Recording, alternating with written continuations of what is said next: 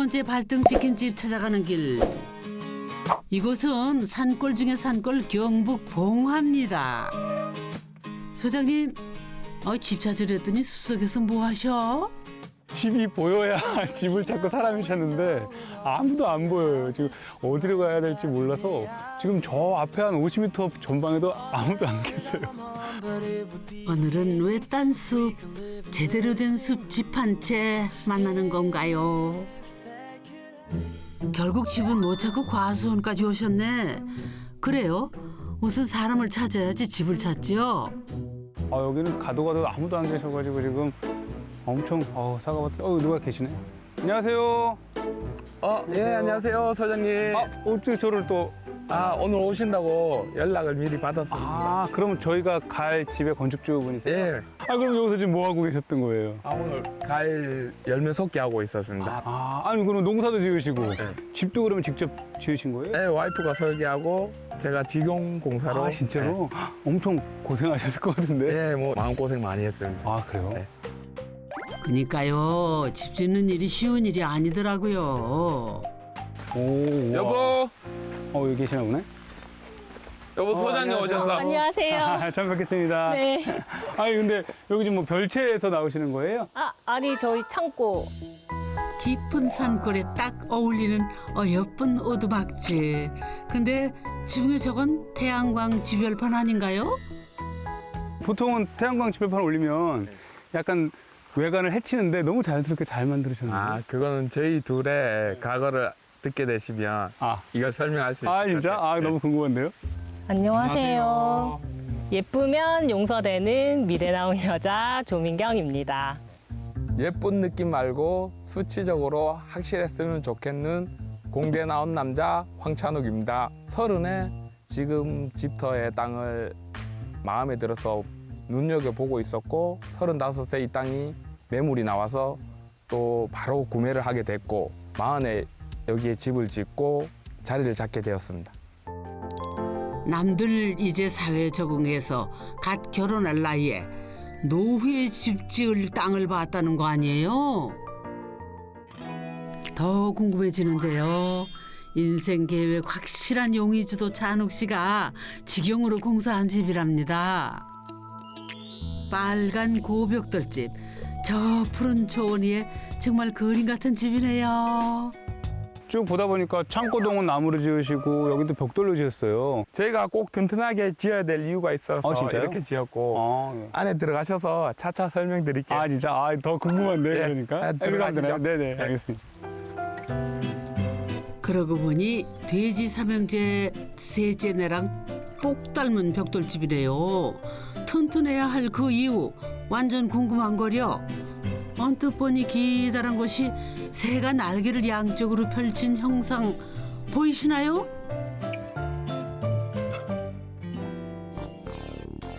먼저 왼쪽 날개부터 탐구해 봅시다.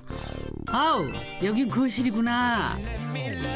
깔끔하니 숲속 외딴 집이라고 하기에는 너무 세련된 집이네요. 안 그래요, 소장님? 밖에서는 이게 빨간색 벽돌집으로 육중한 느낌이었는데 안에 좀 약간 달라요. 얼핏 봤을 때는 목조주택으로 보이는데 맞나요? 예, 목조예요. 특별히 목조로 하신 이유 있으세요? 네, 저희가 목조로 꼭 해야 되는 이유가 있어서 목조로 했습니다. 진짜요? 네, 여기가 고향이기도 하고 언젠가는 고향으로 돌아와야겠다는 생각을 하고 있었고 그런데 여러 가지 빨리 올 수밖에 없었던 이유들이 하나씩 둘씩 생겨나기 시작했던 것 같아요.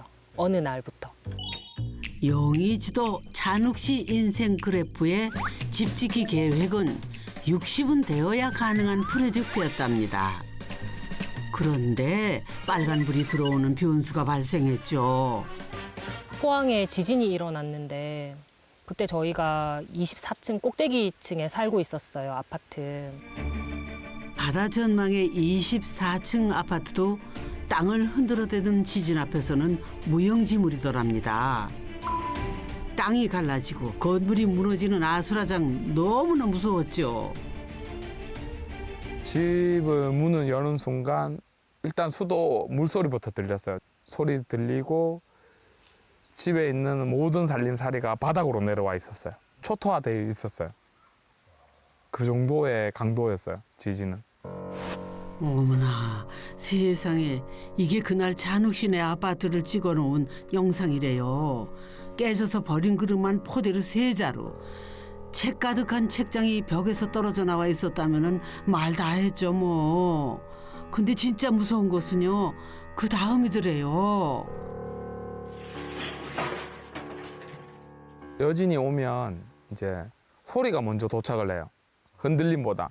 그러니까 꼭 전쟁 영화에서 본 것처럼 포탄 떨어지는 소리가 쾅 나고 한 1초, 2초 뒤에 흔들림이 오고. 근데 그 여진이 본진 온 날 수십 차례 왔었거든요. 저희가 솔직히 6.25 전쟁 세대는 아니잖아요. 표현은 지진인데 상황은 전쟁 상황이었고 그 여진은 이제 전시 상황인 거죠. 대부분의 자연재해들이 예보를 하고 준비 기간이 있는데 지진은 예보를 해주지도 않고 예보를 한다 그래도 그 예보가 초단기라서 어떻게 대비할 시간적 여유가 없으니까 진짜 무서운 것 같아요. 이제 트렁크 여행 가방에 이제 언제든지 가방 들고 나갈 수 있는 짐들을 다 싸놓고 살고 있었던 상황이었던 것 같아요. 지진이 일어난 이후에 가장 안전해야 할 집이라는 공간이 가장 불안한 공간이 되었던 거죠. 콘크리트 잔해에 파묻힐지도 모른다는 두려움. 목조주택을 선택한 것도 이유는 단 하나. 지진에 대한 기억 때문이었답니다.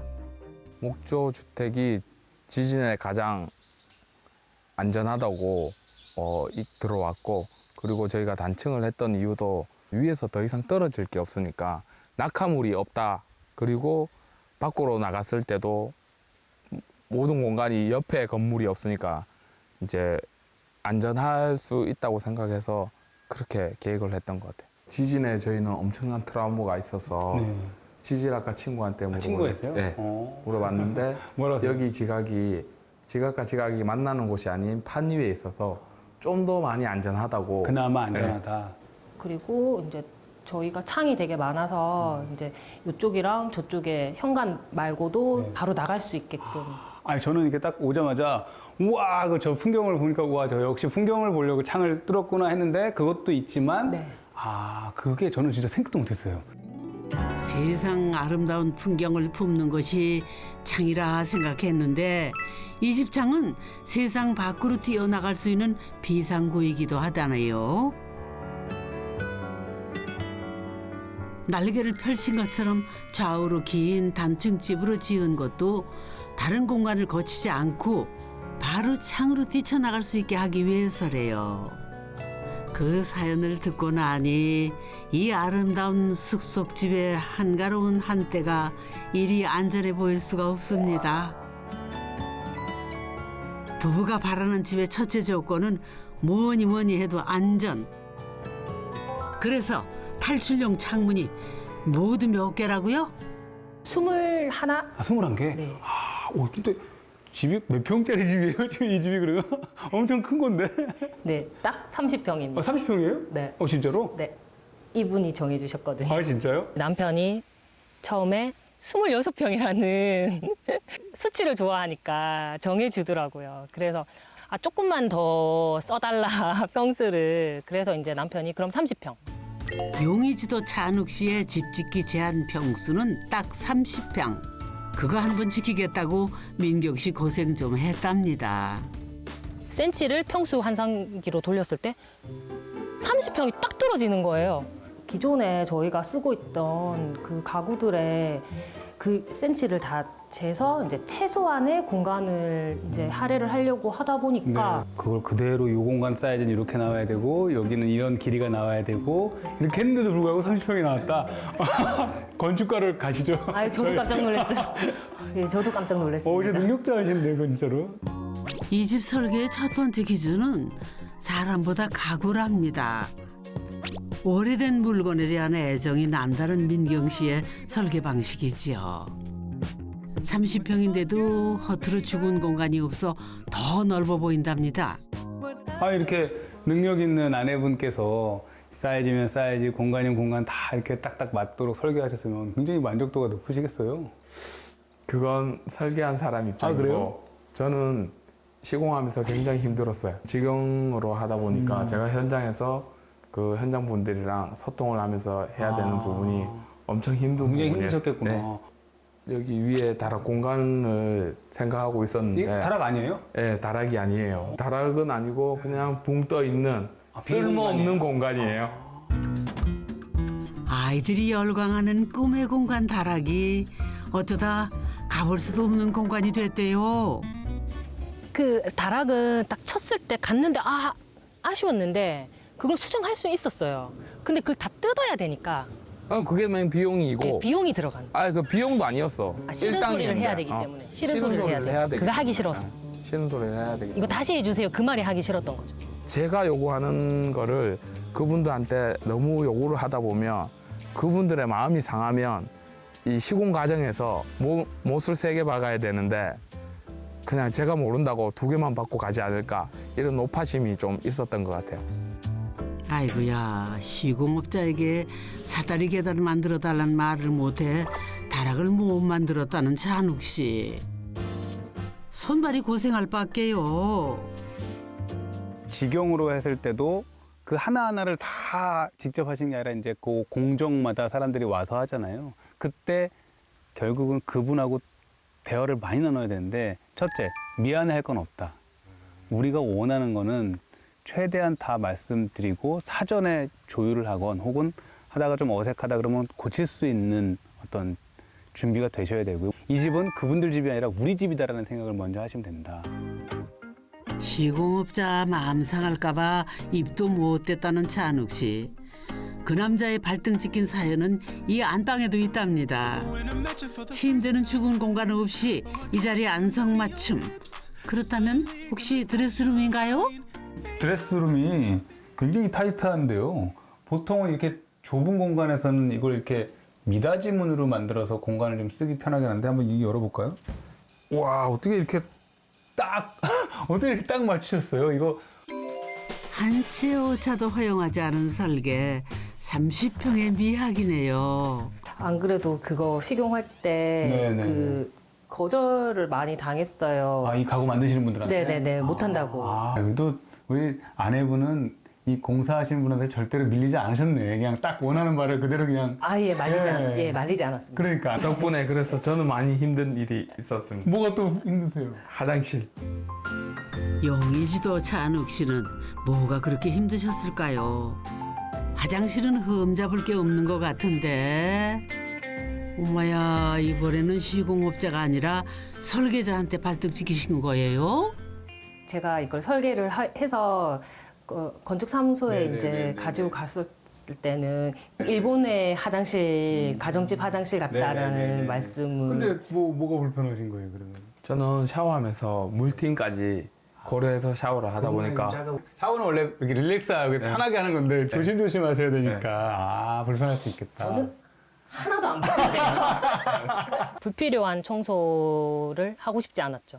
건축을 마무리 짓고 첫 화장실에 이제 들어가서 첫 샤워를 할 때 이 화장실에서 평생 샤워를 해야 된다고 생각하니까 이건 아니다. 전 다시 지어도 이렇게 할 겁니다. 네, 60평을 지어라 해도 이렇게 할 겁니다. 차라리 수영장을 만들더라도 화장실은 좁게 할 겁니다. 건축주의자 설계자인 아내가 왕이라는 말씀. 어쩌겠어요. 청소 안 하실 거면 따라야지요. 그러나 하루 한 번 욕실 앞에만 서면은 좁아지는 마음. 찬욱 씨는 꼭 갖고 싶답니다. 몸에 알맞은 욕실을요. 마지막으로 용의주도 찬욱 씨가 내내 마음에 품고 산다는 시공업자에게 발등 찍힌 사연 찾아 탐구 시작해 봅시다. 여기는 다른 날개 쪽의 다락방. 아늑한 것이 새록새록 행복한 추억이 솟아날 것 같은 따스한 공간인거려. 그런데 남도 아니고 나만 아는 60cm의 비밀. 이거는 또 뭔 사연이래요? 이게 이제 아이들이 주로 쓰는 공간이죠? 예. 그래서 그런지 천정이 되게 이렇게 낮게 만들어져 있네요. 여기도 공간을 충분히 좀 편안한 공간으로 높이를 확보할 수 있었는데 다시 공사를 하자고 하기에는 너무 큰 공사고 제가 말씀드리기가 좀 어렵고 미안하고, 예. 미안하고 힘들었던 부분이 있어서 그러면 지금 이 높이 말고 좀 더 조정의 여지가 있었던 거예요? 예, 그거는 밑에 층 내려가 보시면 예. 이유를 설명드릴 수 있을 네, 것 같아요. 아니, 저도 그렇지만 지금 서 계시는 모습이 좀 불편해요. 한번 내려가서 볼까요, 그러면은? 어른들은 절대 올라가기 힘든 네버랜드가 된 이 키 작은 다락방. 이것도 한 번만 더 용기를 냈다면은 이리 만들지 않아도 됐답니다. 그 증거를 보여주시겠다는데요. 비밀이 있다 그랬는데 어떤 거를 말씀하시는 거예요?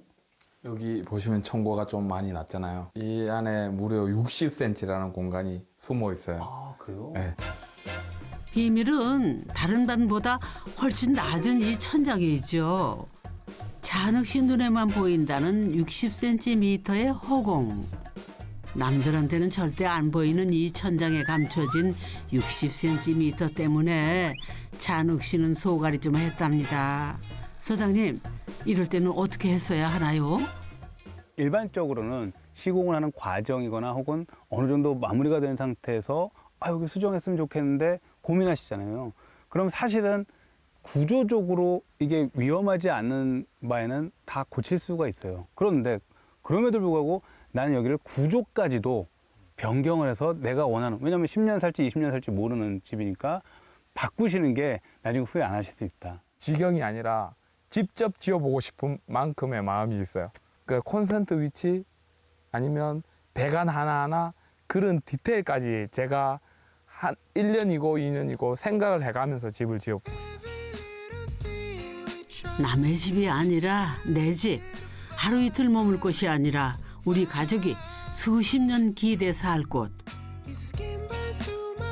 그렇게 발등이 찍히는 고난 속에서도 포기하지 못하고 끝까지 지어내는 것 아니겠습니까? 그래도 안전하게 잘 지어 놓으셨으니 지금은 뿌듯하시지요? 높은 곳에 살다가 이제 땅이랑 맞닿아서 살아간다는 거, 그리고 좀 이렇게 자연과 초록에 조금 더 가까이 자연을 바로 볼 수 있다는 거. 저는 제가 원해서 왔기 때문에 모든 게 다 만족스럽습니다. 네. 네. 하나부터 열까지. 빼고. 네. 그건 앞으로 해결할 수 있습니다. 자연의 거대한 힘 앞에 상처는 받았으나 그 자연 속에서 치유받으신 거네요. 찬욱 씨 짓겠다는 그 집 완성되면 불러주세요. 고생을 하고도 다시 짓고 싶은 마음이 뭔지 꼭 다시 확인해보고 싶습니다.